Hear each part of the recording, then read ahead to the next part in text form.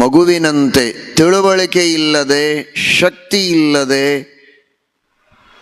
ಅಶಕ್ತರಾಗಿ, ಅಸಹಾಯಕರಾಗಿ, ಕ್ರಿಯಾಶೂನ್ಯರಾಗಿ ಬಿದ್ದ ನಮಗೆ ಇದು ಮಾಡು, ಇದನ್ನು ಮಾಡಬೇಡ ಅಂತ ಹೇಳುವ ಮಾತುಗಳಿಗೆ ಅರ್ಥವೇನಿದೆ ಎನ್ನುವುದು ಮೂಲ ಪ್ರಶ್ನೆ.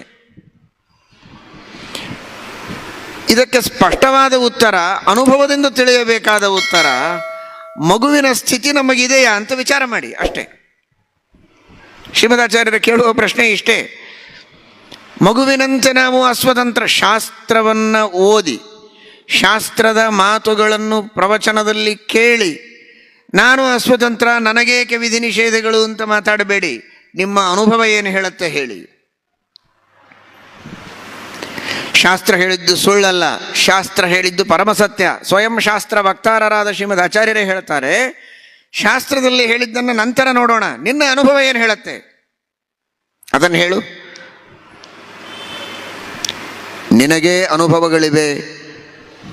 ಕೆಲವೊಮ್ಮೆ ಕಾರಣಾಂತರಗಳಿಂದ ಅತ್ಯಂತ ನಿಶ್ಶಕ್ತನಾಗಿರ್ತಾನೆ ಮನುಷ್ಯ. ಆಹಾರ ಇಲ್ಲ, 4 ದಿನಗಳಿಂದ ಉಪವಾಸ, ಹೇಳೋದಕ್ಕೆ ಆಗುವುದಿಲ್ಲ, ಕುಳಿತಲ್ಲಿಯೇ ಕುಳಿತಿದ್ದಾನೆ, ಒಂದು ಹೆಜ್ಜೆನೂ ಇಡ್ಲಿಕ್ಕೆ ಆಗ್ತಾ ಇಲ್ಲ. ಆಗ ಪಕ್ಕದ ಮನೆಗೆ ಹೋಗಿ ಬಾ, ದೇವಸ್ಥಾನಕ್ಕೆ ಹೋಗಿ ಬಾ, ನಮಸ್ಕಾರ ಮಾಡು, ಪ್ರದಕ್ಷಿಣೆ ಹಾಕು, ಇದೆಲ್ಲ ವಿಧಿಯನ್ನು ಹೇಳಿದರೆ ನನಗೇನಪ್ಪ ಹೇಳ್ತೀಯಾ, ಏನೂ ಮಾಡಲಿಕ್ಕಾಗೋದಿಲ್ಲ, ಒಂದು ಹೆಜ್ಜೆನೂ ಇಡ್ಲಿಕ್ಕಾಗ್ತಾ ಇಲ್ಲ, ದೇವಸ್ಥಾನದವರೆಗೆ ಹೋಗಿ ಪ್ರದಕ್ಷಿಣೆ ಹಾಕು ಅಂತ ಹೇಳ್ತೀಯಲ್ಲ, ನನಗಾಗೋದಿಲ್ಲ ಅಂತ ಆಗ ಹೇಳಬಹುದು. ಯಾಕೆಂದರೆ ಇವನಿಗೆ ಶಕ್ತಿ ಇಲ್ಲ. ಆದರೆ ಸಹಜವಾಗಿ ಒಬ್ಬ ನಾರ್ಮಲ್ ಆದ ಮನುಷ್ಯನನ್ನು ತೆಗೆದುಕೊಂಡ್ರೆ ಹೇಳುವ ಮಾತು ಕೇಳಿಸತ್ತೆ, ಕೇಳಿಸಿದ ಶಬ್ದಗಳ ಅರ್ಥ ನಿನಗಾಗತ್ತೆ. ಮಗುವಿಗೆ ಅರ್ಥ ಆಗ್ತಾ ಇತ್ತಾ? ಕೇಳಿಸ್ತಿರ್ಬೋದು, ಅರ್ಥ ಆಗ್ತಿರಲಿಲ್ಲ, ನಿನಗೆ ಅರ್ಥವಾಗತ್ತೆ. ಅದರ ಮುಂದಿನ ಹಂತ, ಅರ್ಥವಾದದ್ದಕ್ಕೆ ತಕ್ಕಂತೆ ಹೌದು ಈ ಕೆಲಸ ನಾನು ಮಾಡಬೇಕು, ಇದರಿಂದ ನನಗೆ ಲಾಭ ಇದೆ ಅನ್ನುವ ಇಚ್ಛೆ ನಿನಗೆ ಬರುತ್ತೆ. ಇಚ್ಛೆಗೆ ತಕ್ಕಂತೆ ಪ್ರಯತ್ನವನ್ನು ಮಾಡುವ ಅನುಭವವೂ ನಿನಗಿದೆ.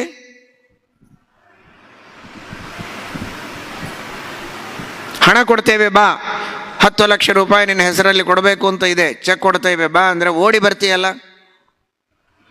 ಚೆಕ್ ಕೊಡ್ತೇವೆ ಕೇಳಿಸ್ತು, 10 ಲಕ್ಷ ನನಗೆ ಸಿಕ್ಕರೆ ಬೇಕಾದಷ್ಟು ಕೆಲಸ ಮಾಡ್ಕೊಳ್ಬೋದು, ಅದರಿಂದ ನಾಲಿಗೆಯಲ್ಲಿ ನೀರು ಬಿಟ್ಟು ಓಡಿ ಬಂದು ಕೈಯಲ್ಲಿ ಕೊಡೋ ಚೆಕ್ಕನ್ನು ಇಸ್ಕೊಂಡು ಓಡಿ ಹೋದಿ. ತಿಳುವಳಿಕೆ ಬಂತು, ಬೇಕು ಅನ್ನುವ ಇಚ್ಛೆ ಬಂತು, ಇಚ್ಛೆಗೆ ತಕ್ಕಂತೆ ಪ್ರಯತ್ನ ಮನಸ್ಸಿನಲ್ಲಿ ಬಂತು, ಮನಸ್ಸಿನಲ್ಲಿ ಬಂದ ಪ್ರಯತ್ನಕ್ಕೆ ತಕ್ಕಂತೆ ಶರೀರದಲ್ಲಿ ಕ್ರಿಯೆ, ಓಟ ಬಂತು, ಓಟ ಬಂದದ್ದಕ್ಕೆ ನೋಟು ಬಂತು. ಹಾಗಾದರೆ ನಿನ್ನ ಅನುಭವ ಏನು ಹೇಳುತ್ತೆ? ಪೂರ್ಣ ನಾನು ಅಸ್ವತಂತ್ರ, ಶವ ಇದ್ದ ಹಾಗೆ ನೆಲಕ್ಕೆ ಬಿದ್ದಿದ್ದೇನೆ. ಯಾರು ಏನು ಹೇಳಿದರು, ನೀರು ಕುಡಿಯಪ್ಪ, ಊಟ ಮಾಡು, ಹಣ ತೆಗೆದುಕೋ, ಏನು ಹೇಳಿದರು ದೇವರು ಬರಬೇಕು, ನನ್ನ ಕೈ ಮೇಲೆ ಕೈ ಇಡಬೇಕು, ನನ್ನ ಕೈ ಎತ್ತಬೇಕು, ಕಾಲು ಹಿಡಿದು ಕಾಲನ್ನು ಎತ್ತಿ ಇಡಿಸ್ಬೇಕು, ಕೈ ಹಿಡಿದು ಕೆಲಸ ಮಾಡಿಸ್ಬೇಕು. ಈ ತರಹದ ಎಕ್ಸ್ಪೀರಿಯನ್ಸ್ ನಿನಗಿದೆಯಾ? ಇಲ್ಲ. ಹಾಗಿಲ್ಲದೆ ಇರುವಾಗ ನನಗೇಕೆ ವಿಧಿ ನಿಷೇಧಗಳು ಅಂತ ಯಾಕೆ ಮಾತಾಡ್ತೀಯ? Just it is escapism. ಧರ್ಮದಿಂದ ತಪ್ಪಿಸಿಕೊಳ್ಳುವುದಕ್ಕೆ ನೀನು ಹೇಳುವಂತಹ ಒಂದು ಸೋಗಿದು. ನಿಜವಾಗಿ ನಿನಗೆ ಶಾಸ್ತ್ರದಲ್ಲಿ ಹೇಳಿದ ಸ್ವಾತಂತ್ರ್ಯ ಎಲ್ಲವನ್ನೂ ದೇವರು ಮಾಡಿಸ್ತಾನೆ ಎನ್ನುವುದು ನಿನ್ನ ಅನುಭವಕ್ಕುಂಟ? ಅದು ಸುಳ್ಳಲ್ಲ.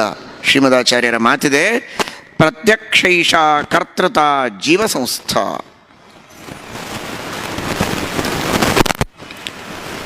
ಜೀವ ತನ್ನ ತಿಳುವಳಿಕೆ, ತನ್ನ ಇಚ್ಛೆಗೆ ತಕ್ಕಂತೆ ಪ್ರಯತ್ನ ಮಾಡಿ ತಾನು ಕೆಲಸ ಮಾಡಬಲ್ಲೆ ಅನ್ನುವುದು ಪ್ರತಿಯೊಬ್ಬ ವ್ಯಕ್ತಿಗೆ ಅನುಭವ ಇದೆ.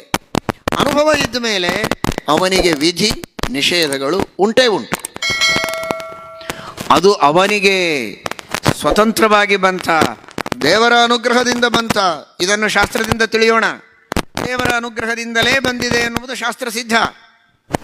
ಆದರೆ ಅದರರ್ಥ ಇವನು ನೋಯಿಂಗ್ಲಿ, ಕಾನ್ಷಿಯಸ್ ಆಗಿ, ತಿಳುವಳಿಕೆಯಿಂದ ದೇವರ ಮೇಲೆ ಇವನು ಡಿಪೆಂಡ್ ಆಗಿಲ್ಲ. ಸರಿಯಾಗಿ ಶಬ್ದಗಳನ್ನು ಮನಸ್ಸಿನಲ್ಲಿ ಇಟ್ಟುಕೊಂಡ್ರೆ ಈ ಚರ್ಚೆಯನ್ನು ಚೆನ್ನಾಗಿ ಮನವರಿಕೆ ಮಾಡಿಕೊಳ್ಳುವುದಕ್ಕೆ ಸಾಧ್ಯವಾಗಿದೆ. ಕಥೆಯಂತ ಕೇಳಲಿಕ್ಕಾಗುವುದಿಲ್ಲ. ನಮಗೆ ಗೊತ್ತಾಗದಂತೆ ಭಗವಂತನ ಸ್ವಾತಂತ್ರ್ಯದ ಉಪಯೋಗವನ್ನು ನಾವು ಮಾಡಿಕೊಳ್ತಾ ಇದ್ದೇವೆ ಎನ್ನುವ ಮಾತು ಬೇರೆ. ಆದರೆ ನಮಗೆ ಗೊತ್ತಾಗುವಂತೆ ನಾವು ಭಗವಂತನ ಮೇಲೆ ಡಿಪೆಂಡ್ ಆಗಿಲ್ಲ.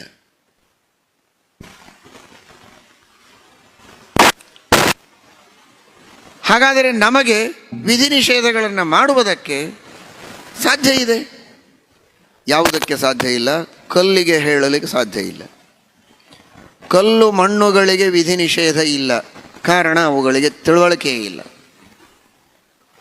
ಚೇತನನಾದರೂ ಮಗುವಾದಾಗ ಅಥವಾ ಬುದ್ಧಿ ಬೆಳೆಯದೇ ಇದ್ದರೆ, ಬುದ್ಧಿ ಮಾಂದ್ಯ ಇದ್ದರೆ ಆಗ ವಿಧಿ ನಿಷೇಧಗಳಿಲ್ಲ. ಕಲ್ಲು ಮಣ್ಣು ಅಲ್ಲ, ಜಡ ಅಲ್ಲ ಚೇತನ, ಮಗು ಅಲ್ಲ ದೊಡ್ಡವ. ಬುದ್ಧಿಮಾಂದ್ಯ ಇಲ್ಲ, ಬುದ್ಧಿ ಚೆನ್ನಾಗಿದೆ. ಬುದ್ಧಿ ಮಾತ್ರ ಅಲ್ಲ, ದೇಹದಲ್ಲಿ ಶಕ್ತಿಯೂ ಇದೆ. ಇಷ್ಟೆಲ್ಲ ಇದ್ದರೆ ಹಾಗಾದರೆ ಅಂತಹ ವ್ಯಕ್ತಿಗೆ ಬಾ, ಕೂಡು, ಕುಡಿ, ತಿನ್ನು, ಹೋಗು ಅಂತ ಎಲ್ಲ ಲೌಕಿಕ ವಿಧಿ ನಿಷೇಧಗಳನ್ನು ಮಾಡಬಹುದು. ಹೇಗೋ ಮಾಡಿದ್ದಕ್ಕೆ ತಕ್ಕಂತೆ ಇವನು ಹೇಗೆ ರೆಸ್ಪಾನ್ಸ್ ಮಾಡ್ತಾನೆ, ಅದಕ್ಕೆ ಪ್ರತಿಕ್ರಿಯಿಸ್ತಾನೆ, ಇದೇ ತರಹ ಶಾಸ್ತ್ರದ ವಿಧಿ ನಿಷೇಧಗಳನ್ನು ಪ್ರತಿಯೊಬ್ಬ ಜೀವನಿಗೆ ಅವಶ್ಯವಾಗಿ ಮಾಡಬಹುದು. ಎಲ್ಲವೂ ದೇವರ ಅಧೀನವಾದದ್ದಕ್ಕೆ ನನಗೆ ವಿಧಿ ನಿಷೇಧಗಳನ್ನು ಮಾಡಬೇಡಿ ಅಂತ ಹೇಳಲಿಕ್ಕಾಗುವುದಿಲ್ಲ.